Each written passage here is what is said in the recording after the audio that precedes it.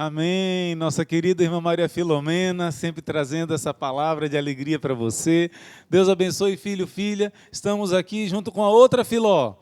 A Filomena falou agora e nós estamos com alegria, muita alegria de estar com a nossa querida doutora Filó. Seja bem-vinda, doutora. Muito obrigada. Eu que fico feliz de estar aqui, né? De ser mais uma vez convidada para estar aqui com vocês. É sempre uma alegria.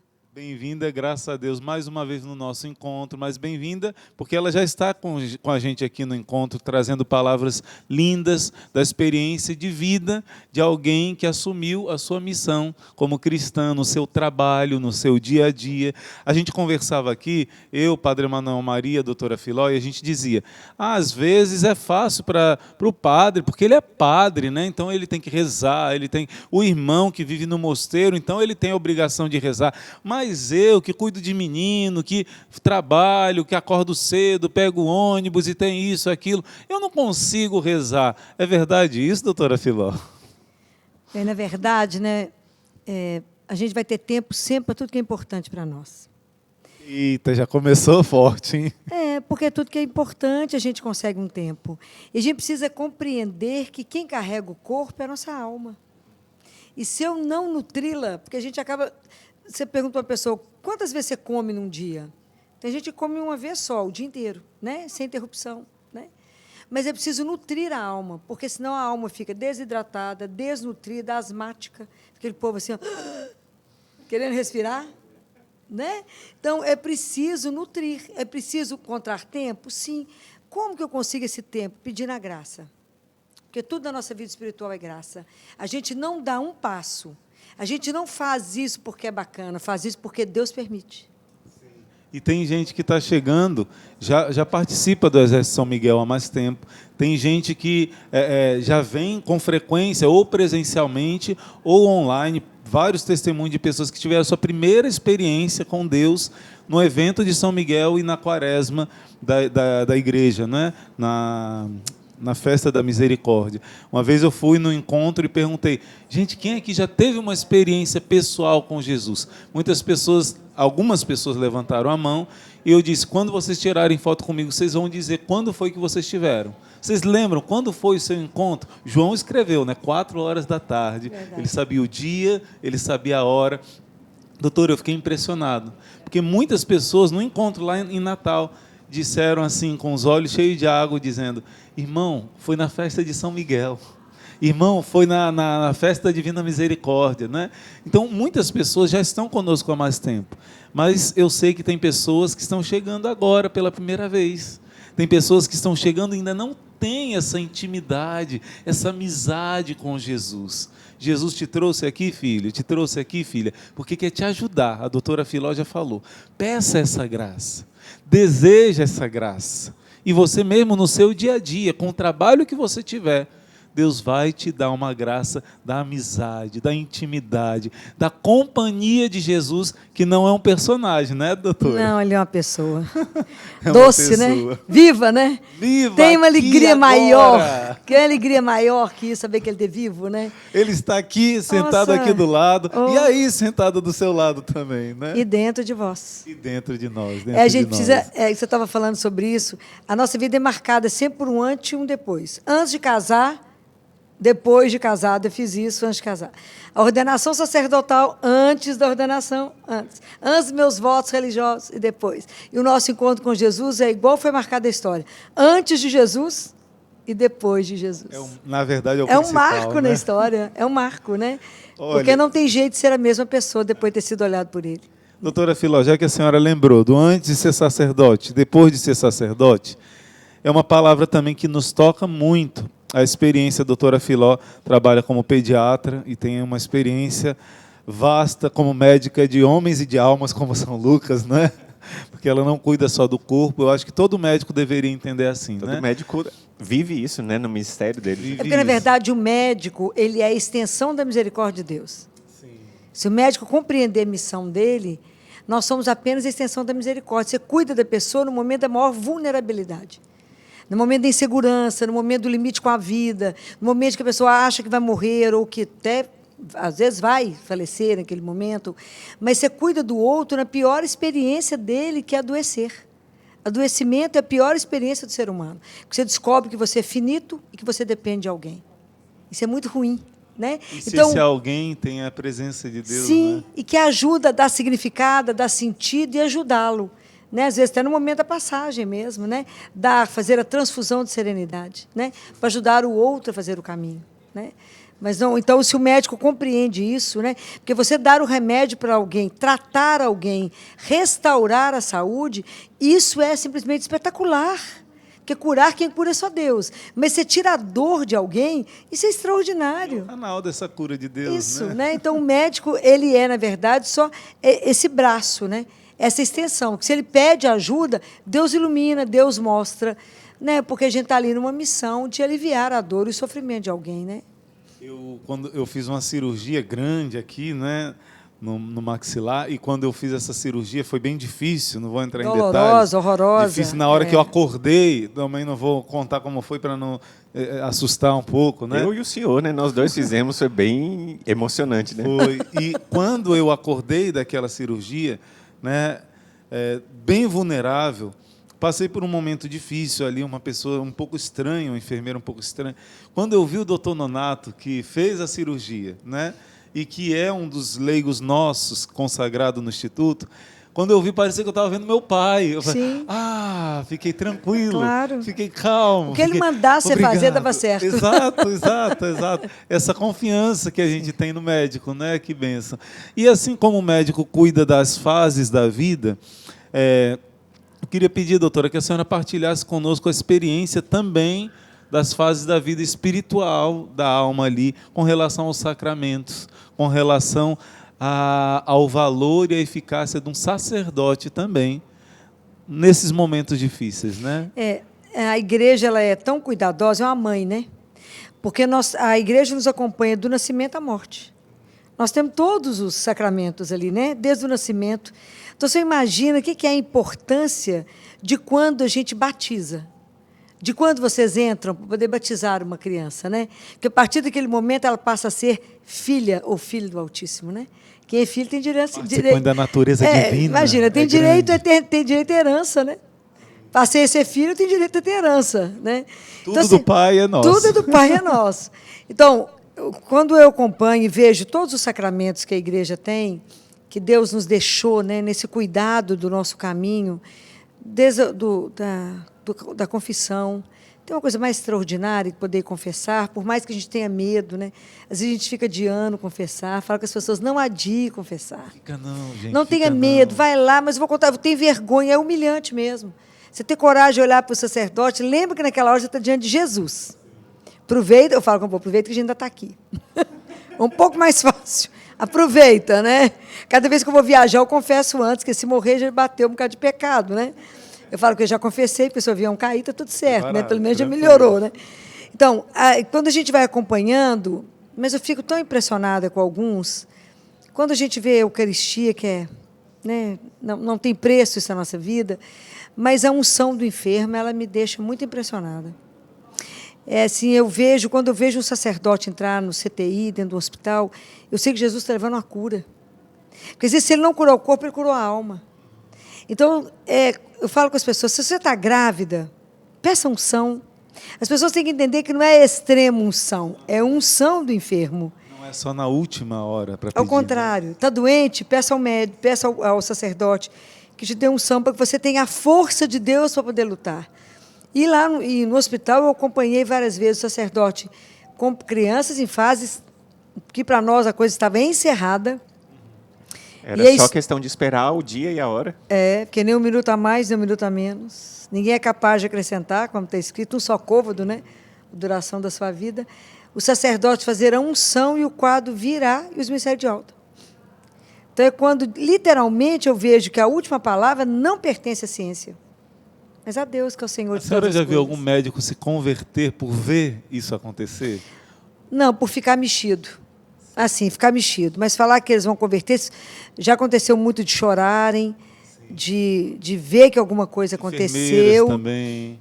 Sim, de tomar, da enfermagem chegar perto de mim e falar assim, vamos ver o que Jesus vai fazer agora, né, doutora? Já estão acostumados com a senhora. Ou de falar, esse não foi nosso, não, né? Isso não foi vocês, não, né? Não, isso foi Jesus, pessoalmente, né? Então, já aconteceu de muitos ficarem assustados de ver as coisas acontecer. Porque eu comentava com o padre, o sacerdote ele é conhecido mesmo se ele não estiver paramentado. Porque o sacerdote ele carrega uma dignidade. Porque ele é outro Cristo. Ele é um ungido de Deus. Então, ele é santo, ele é mais importante que os anjos. Ele está acima dos anjos, né? Então, não só a nossa reverência a ele, mas o nosso cuidado com a vida dele. Entender que o sacerdote, quando dá uma bênção, quando ele faz uma unção, isso é sagrado. Né? E quando Deus deixa isso para nós, é um presente. Né? Eu vi menino de meningite, em coma por meningite por fungo, e em tratamento de leucemia, quando a gente achou que acabou, estava em coma, não respondia a nada. A nossa parte já foi. Tudo que a gente podia ter feito. Estávamos esperando, então o sacerdote chegou para poder fazer a unção. E o sacerdote velhinho, e ele estava tão desolado, eu falava com ele, o senhor veio trazer a cura. Ia fazer só assim, que sacudia a cabecinha, eu falava, como pode? Eu fiz o batismo desse menino. E eu falava, e agora você veio trazer a cura? Ele estava acreditando. Não, ele não acreditou, ele entrou desolado, fez a unção, paramentou, fez a unção e saiu cabisbaixo. Falei, Jesus, ele não está acreditando no que ele fez aqui. E assim, saúde alta. Né? E esse menino, depois, depois de um tempo, eu estava no CTI, eu fui chamada, tinha um pai querendo conversar comigo na enfermaria da oncologia. Eu fui lá conversar com o pai e eu não me lembrava do pai, eu tinha mais contato com a mãe. E estou vendo o menino pulando na minha frente. Ele pulava de um lado, pulava do outro. O pai falou, doutora, a senhora não está reconhecendo esse menino? Eu falei, não, quem é? Aquele que estava em coma lá no CTI, da meningite, da leucemia, está curado. Depois da unção. Depois da unção, eu falei, Deus seja louvado. Amém, olha aí. Quem sou eu para poder falar alguma coisa, né? Mas, então, é essa delicadeza, né? Assim, essa riqueza que nós temos, né, padre? Isso é uma riqueza. E pode ser até que tenha algum padre ouvindo a gente agora. Muitos sacerdotes, às vezes, até aprenderam, alguns nem tanto, mas os sacerdotes, em geral... Na verdade, nós, como batizados, a gente não sabe o que é ser batizado. Não. A gente sabe um grãozinho de areia. Ser batizado, ser filho de Deus, a gente não sabe o que é isso. É a coisa mais difícil do mundo, para mim, é ser filho do Altíssimo. A gente não entende missão o que difícil, é ser... eu falo isso com ele, difícil. Filho de peixe é peixe. Filho do Deus onipotente, do puro amor, é amor. Sim, é o DNA. É Deusinho. É o nosso DNA. É o nosso DNA. Não como Eva, que quis ser Deus por orgulho, não é mas isso, por graça de Deus. No batismo, nós somos filho do Altíssimo. São João diz, nem sequer se manifestou o que seremos. Quando ele vier, vai manifestar. Mas já somos filhos. Mas então, se é difícil a gente entender o que é ser batizado, filho de Deus, imagina o que é entender ser sacerdote. O senhor, meu irmão, que está nos acompanhando, que é sacerdote, com certeza o senhor não tem noção do que é ser sacerdote. Eu não sou sacerdote, sou sacerdote batismal. O padre Manuel Maria é sacerdote. E ele já estudou bastante sobre isso, com pessoas muito cheias do Espírito Santo. Mas mesmo ele não sabe o que é ser sacerdote. O senhor não sabe o que é ser sacerdote. O senhor não sabe o valor da sua mão. O senhor não sabe. Deixa os fiéis beijar sua mão. Uma vez um padre tirou a mão quando eu fui beijar a mão dele. Ele diz, eu sou um pecador. Eu falei, mas a sua mão é o ventre de Maria. Ela gera Jesus. Deixa eu beijar ele. Tá bom, beijo. Depois de uma dessa, né? Sim, senhor, sim, senhor. Você imagina que a única Deus obedece ao sacerdote. Exato. É a única pessoa que ele obedece. A senhora lembra daquela passagem de Josué? Que Josué diz, pare o sol sobre Ascalon. E Deus diz na Bíblia, foi a única vez que Deus obedeceu a um homem e fez o sol parar. E depois eu descobri que esse local onde isso aconteceu é lá onde é o discípulo de Emaús. Lá em Emaús, aonde Jesus falou, isso é o meu corpo, e desapareceu. E eles reconheceram no partir do pão o Cristo ressuscitado. Sim. Então, o sacerdote, ele faz mais do que o sol parar. Verdade. Josué deu ordem no sol. O sacerdote dá ordem em Deus. Deus. Desce aqui no altar. Desce, eis o meu corpo, não é? Nossa, isso é extraordinário, que grande né? Isso, assim, que grande. É porque Padre Pi falava que se a gente tivesse noção o que é uma Santa Missa, que na porta das igrejas teria que ter um exército. Verdade. É porque nós não sabemos. E, doutor, eu lembrei também de um outro detalhe, isso que a senhora falou, de que as pessoas têm medo porque extrema unção, se trouxer o padre, quer dizer que a pessoa vai morrer. Olha quantos testemunhos do contrário. Pessoas que iriam morrer certamente e não morreram. O padre Roberto Bem-vindo conta muito também de experiências assim com a unção dos enfermos.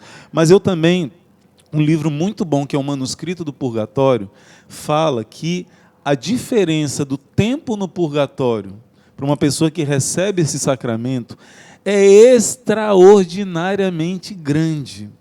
E diz assim, quem durante a vida desejou e fez aquilo que Nossa Senhora fez promessas, de que não ia morrer sem o sacramento, tipo o primeiro 5 sábados do mês, e outra, o escapulário. 9 primeiras sextas. 9 primeiras sextas-feiras do mês, que não é uma coisa só humana conseguir que o sacerdote dê a unção dos enfermos. É uma graça especial. Eu partilhava isso com um padre holandês que já partiu para a casa do Pai, né? E ele dizia assim, é verdade, filho, é verdade, porque eu estava na Amazônia, no Rio Amazonas, no meio do nada, e ele disse primeiro, aqui em Fortaleza, me chamam, eu vou correndo do lado do hospital, eu chego, a pessoa já morreu. Lá no Rio Amazonas, no meio do nada, alguém faz sinal naquelas casinhas no meio do nada, e quando ele chegou, era alguém morrendo com escapulário, e disse, eu sabia que o Senhor ia vir, deu a unção dos enfermos e a pessoa morreu. A promessa de Nossa Senhora, né? Morreu. Então as pessoas, tanto a cura, como aqueles que já é a hora de partir, nem um côvado a mais, nem a menos, né? É a hora de Deus. Gente, vai cortar anos de purgatório. Já pensou? Isso é extraordinário, né? Nossa. Isso é extraordinário. E, doutora, partilha com a gente essa experiência da senhora com esse momento da enfermidade, de ter essa experiência com Jesus nesses enfermos que a senhora encontra. Ter essa experiência de levar Jesus para esses enfermos, essas crianças, né? Como tem sido essa experiência da senhora? É uma experiência que, na verdade, mistura alegria e dor, né? Porque eu falo com os residentes, quando a gente não é capaz mais de devolver a saúde, a gente dá à criança o direito do céu. Então, por isso a gente batiza. Né? Assim, aqueles que eu percebo que às vezes têm agonia e não conseguem ir, eu falo, está faltando batismo, certamente. E aí, como a gente pode batizar, todo batizado pode batizar, eu batizo para que eles possam ir para o céu. Né? Como é isso, padre? Explica só para o povo que não sabe, talvez. Qualquer batizado pode batizar? Como é que funciona isso? É isso que a doutora Filó está falando, enquanto ela bebe o cafezinho dela. É muito importante isso, porque na hora da morte, não é só o sacerdote ou o diácono que pode batizar, mas qualquer pessoa pode batizar. Então, no caso da doutora, por exemplo, ela está num hospital, ela está vendo aquela criancinha que está para partir, e aquela criança espera. A gente estava conversando antes do momento aqui, na hora do almoço, a doutora falou assim, que tinha uma criancinha que estava lá, mas não ia. Falta o batismo. Ela chegou, batizou, e logo depois a criancinha partiu para os braços do Pai e foi para o céu. A igreja garante, foi para o céu, está junto de Deus, e está esperando lá agora a doutora Filó, alegre no céu. Quando a doutora Filó chegar lá, ela vai falar, doutora, a senhora chegou. Como diz aqui no Ceará, a senhora tem uma ruma de intercessores lá no céu, né? A senhora já batizou muita criança, doutora? É muita, mas é muita, padre. Agora, às vezes as crianças da oncologia, que não estão no CTI, mandam me chamar. E discutir com os adolescentes sobre a morte, sobre a dor, sobre o sofrimento, não é uma brincadeira. Ajudar um adolescente, 12, 13, 15 anos, e esses dias eu conversava com um de 10 anos, muito maduro, uma criança de 10 para 11, e ele falou comigo, eu não farei mais radioterapia. Não ajudou, eu não sou a médica dele, só mandou me chamar. Não ajudou, não vou tomar corticóide, estou inchando, não quero mais. Decidi não tratar mais. E aí nós conversamos sobre a morte, sobre voltar para casa.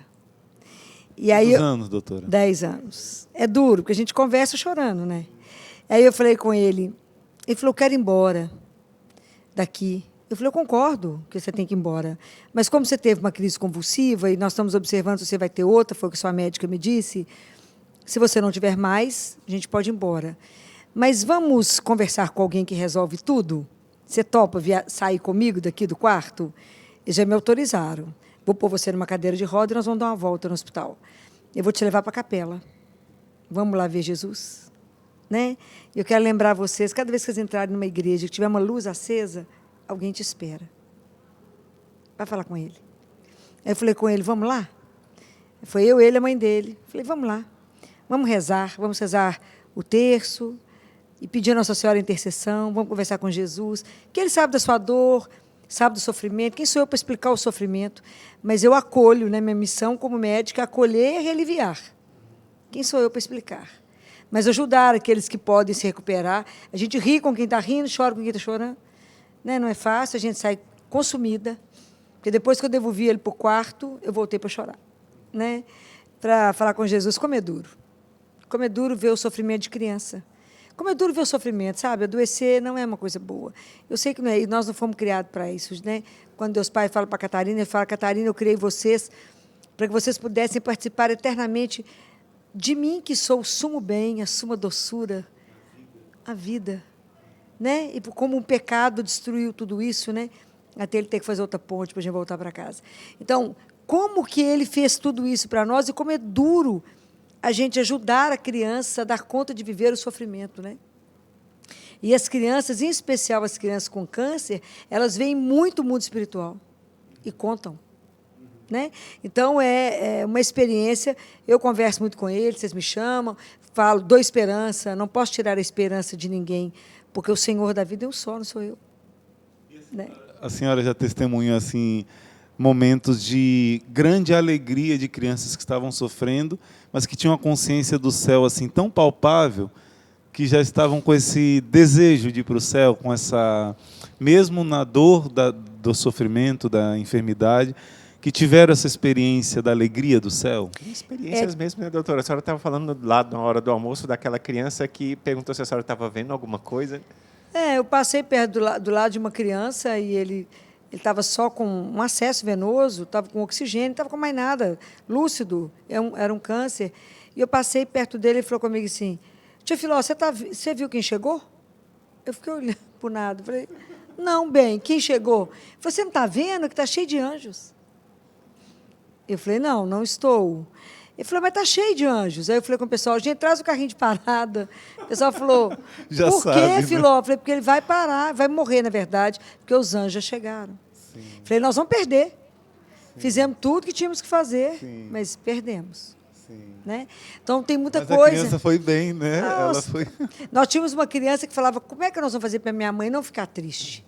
Ela estava preocupada com a mãe. Com a mãe, porque... Nossa, gente, que lindo isso. Como é que eu vou fazer para minha mãe não ficar triste? Ela falava, mamãe, a gente vai ficar pertinho de Jesus? Ela ia conversando com a mãe. Mas como é que eu vou fazer para minha mãe não ficar triste? A caridade do Espírito Santo. Já não pensava nele, né? É. Eu vou estar alegre se eu partir, mas eu penso na minha mãe. Nós tivemos um menino há uns anos atrás, ele tinha um tumor cerebral, foram anos. E esse menino, ele gostava era de cantar. Ele cantava, ele andava na enfermaria cantando de um lado para o outro, só música evangélica, andava cantando. Um dia, uma semana antes, ele começou a pedir caminhão. Eu quero um caminhão, eu quero um caminhão. E você imagina, dentro do hospital, o que ele ganhou? Quase que um carro de caminhão, né? Porque todo mundo levou um caminhão de presente para ele. Mas ele queria um caminhão. E aí, numa sexta-feira, ele estava na enfermaria com a mãe e, de repente, ele apagou. A mãe falou, gente, esse menino está morrendo. E ele voltou, falou com a mãe, viu que eu escapei? A mãe falou, não, você estava aqui, ué. Ele falou, não, estava não, ué. Eu fui brincar de caminhão com Deus. A mãe falou, você foi brincar de caminhão com Deus? Você estava aqui. Falou, não, eu estava brincando com ele, e ele é muito bom. Aí, de repente, ele apagou de novo. A mãe falou, gente, esse menino está morrendo. Aí ele voltou e falou com ela, viu? Então, foi lá brincar com ele de caminhão, estava brincando de caminhão com Deus. A mãe falou, gente, esse menino está morrendo. Aí, ele, mais uma vez, ele apagou. Só que, na hora que ele voltou, ele falou com ela assim, chamou ela pelo nome e falou, fulana, não chore. Não fique triste.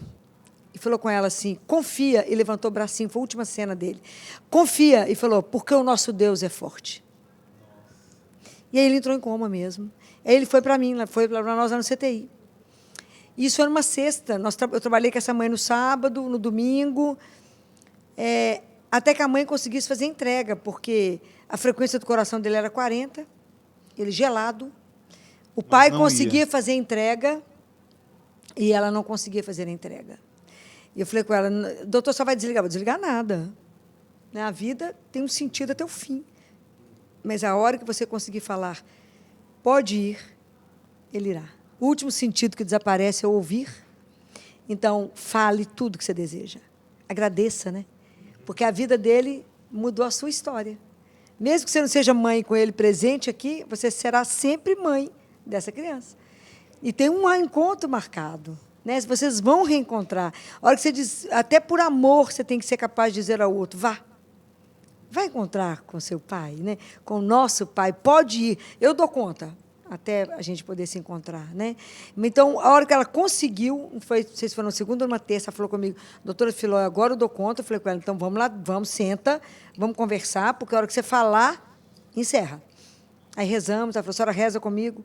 Rezamos, fizemos a oração de devolução, né? De entrega, né?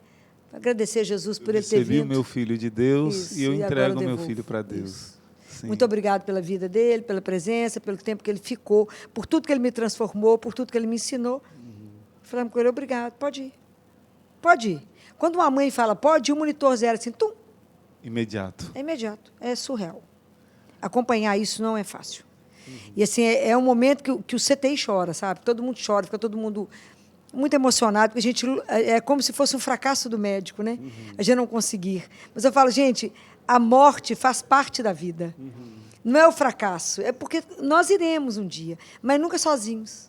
A gente tem que estar do lado de alguém. Alguém tem que segurar sua mão e falar obrigado pela sua presença. Né? Isso a gente tem que agradecer. Há um encontro. Um dia nós vamos estar diante do nosso Pai, todo mundo junto. Chama-se transfusão de serenidade. É preciso permanecer do lado. Todos vamos nos encontrar, não é? Essa é a minha alegria, padre. Fico esperando os meninos lá me esperando. Estão lá os meninos todos lá no Eu céu, tenho já com fé balão, nisso. com tudo. Eu tenho fé. E eu sinto, o Senhor fala ao meu coração muito forte nessa partilha que nós estamos tendo aqui, que o espírito maligno que provoca o medo da morte está sendo vencido agora com essa partilha. Amém. Porque muita gente, às vezes, estica o luto mais do que deveria esticar, preocupa com a morte mais do que deveria preocupar. Ninguém, por mais que se preocupe, acrescenta nem um só côvado à duração de sua vida. O que a gente tem que lembrar, quando Jesus falou, eu sou a ressurreição e a vida, que ele falou para Marta, Marta, todo aquele que vive e crê em mim nunca morrerá. Crês tu isto, né? Quantas vezes eu perguntei isso para as mães lá no CTI? Crês tu isto, nessa palavra? Né? Porque na morte, ela não e essa frase não tira o medo da morte, mas me dá a certeza que não acabou. Eu falo, gente, nesse momento nós vamos abrir uma porta e falar, oi, Jesus. Eu Chegamos do outro sofro lado. por causa da morte, mas de mãos dadas com Jesus. Com certeza. Jesus sabia que ia ressuscitar Lázaro, Sim. mas mesmo assim ele chorou. Sim. Porque faz parte. Porque é ruim ver uma criança morrer. Sim, É sim. ruim ver alguém morrer, né? Foi a forma como eu despedi E o do meu luto pai. faz parte, Faz né? parte da vida. Deve ser A vivido. gente tem que encerrar o luto. Então, foi uma das coisas que na época que eu fiquei no CTI, eu lutei muito, é que fosse uma morte humanizada. Que as crianças morressem no colo de quem elas amam. Então, morresse no colo de uma mãe, morresse no colo do pai. Ou, se não tinha ninguém, morria no meu. E eu sempre gostei de cantar, porque eu acho que anjo volta para casa cantando. Sim, sim, sim. Não é?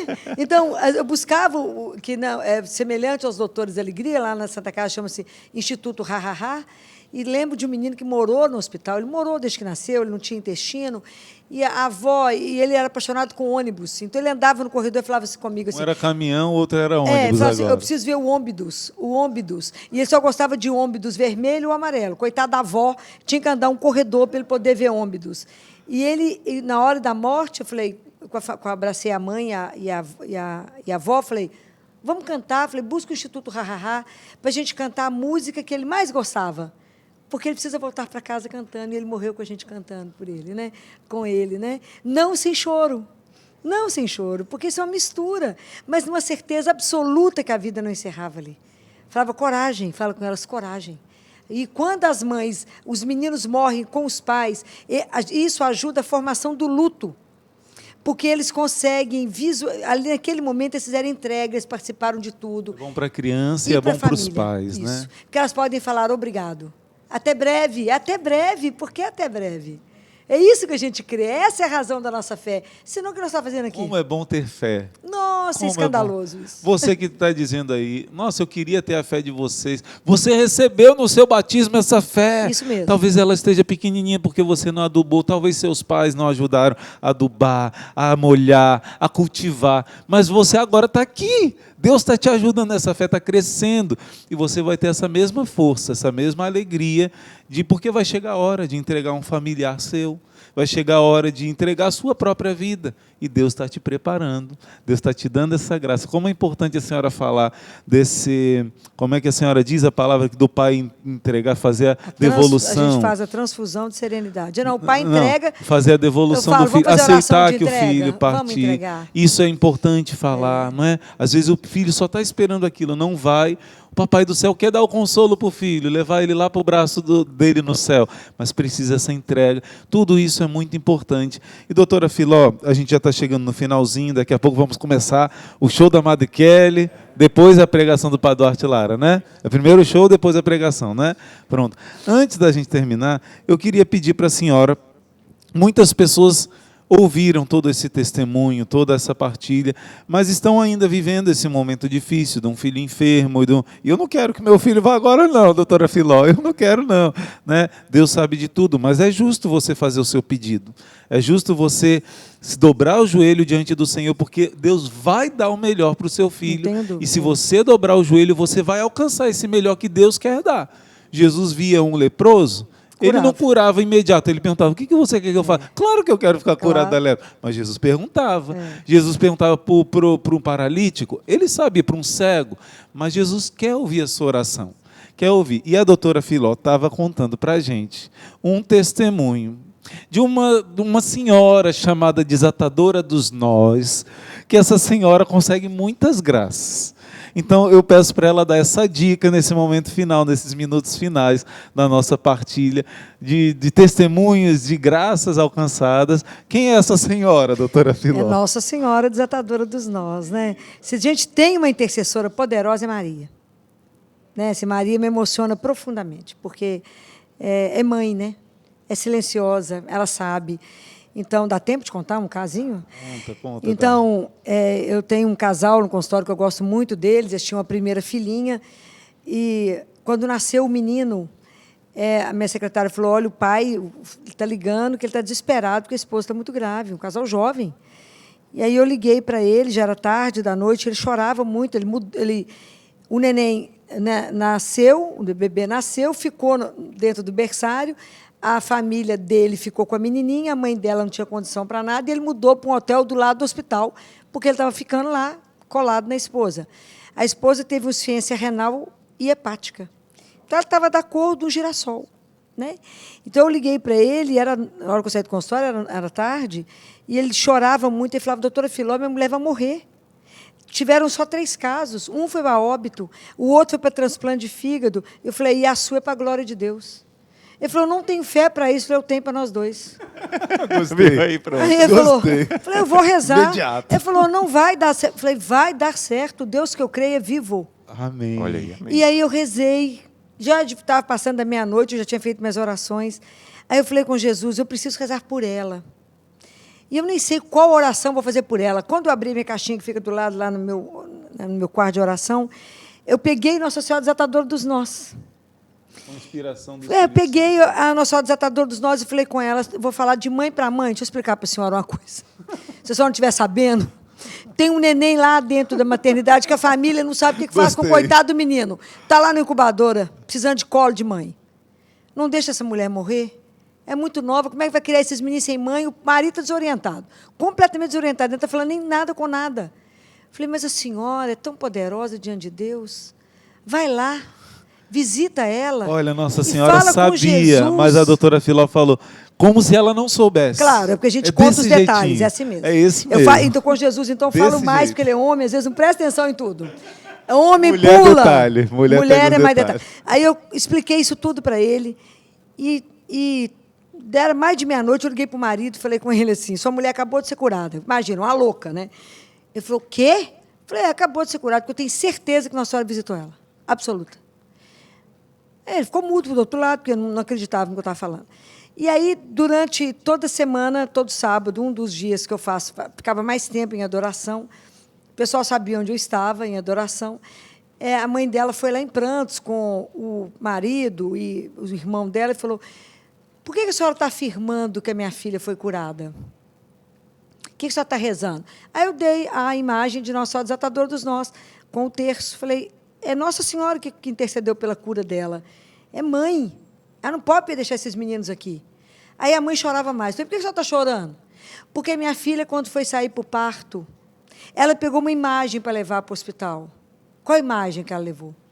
Nossa Senhora Desatadora dos Nós. Só que ela não sabe rezar. Ela está abraçada com a imagem lá no CTI e a senhora rezando de cá. Olha então, aí. eu rezava por aquilo que ela não sabia. Ficou curada? Meu Deus. Claro. Claro. Sem sequela? Claro. Cuidando dos meninos? Olha Claro. aí. Então, assim, é extraordinário, né? Assim, todo dia 8 é dia de Nossa Senhora Desatadora dos Nós. Todo né? dia 8. Todo dia 8. Então, é o dia que a gente, especialmente nesse dia, a gente faz o terço, faz os nozinhos nas fitas, entrega para ela desatar, né? Porque é lindo, né? De um lado vem a nossa vida cheia de nós, que os anjos entregam, E do passa outro? pela mão dela e ela desata e sai a fita lisa do outro lado. Né? Assim, Maria é Maria, né? E eu falo isso com as mães, assim, tem doenças, principalmente doenças de comportamento, doenças psiquiátricas, eu falo, pede a Nossa Senhora que olhe para esse menino e pergunta onde foi dado um nó. Desfaça para mim, que os Na médicos origem, não lá estão na dando raiz. conta aonde houve um nó na vida do meu filho ou da minha filha. Nunca perca a esperança, quem estiver me ouvindo, não perca a fé. Assim, é impossível, mas o impossível não é nosso, não é de Deus. Fica a dica, fica a dica. Nossa Senhora, tua mãe, e ela vai desatar os nós que precisam ser desatados na sua vida e da sua família. E agora chegou a hora, irmã Maria das Dores. Passamos Nós da hora. vamos agora para um momento especial com a nossa querida Madre Kelly. O Espírito Santo, os anjos vão invadir esse lugar e a sua casa também. Fique agora com o show da nossa Madre Kelly. Até mais. Até mais. Tchau. Obrigada.